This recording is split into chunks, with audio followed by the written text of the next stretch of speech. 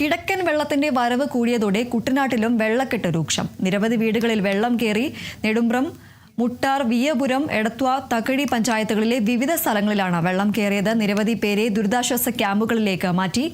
നെഞ്ചുവേദനയെ തുടർന്ന് അവശനിലയിലായ ഒരാളെ എടത്വ SI റിജോയുടെ നേതൃത്വത്തിൽ സാഹസികമായി വെള്ളത്തിലൂടെ ജീപ്പിലെത്തിച്ച നീരേറ്റുപുറത്തേക്ക് കൊണ്ടുപോയി. തുടർന്ന് ഗ്രാമപഞ്ചായത്തിന്റെ ആംബുലൻസിൽ ആശുപത്രിയിലേക്ക് മാറ്റി.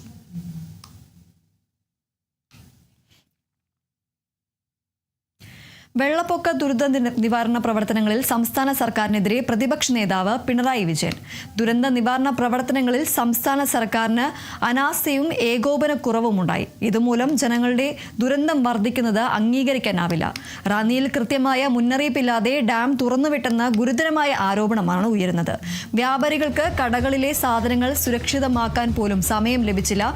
ദുരിതാശ്വാസ ക്യാമ്പുകളിൽ അനാസ്ഥയും ആശങ്കപ്പെടുത്തുന്നതാണ്. ഉദ്യോഗസ്ഥരുടെ ഏകോപനക്കുറവ് കാരണം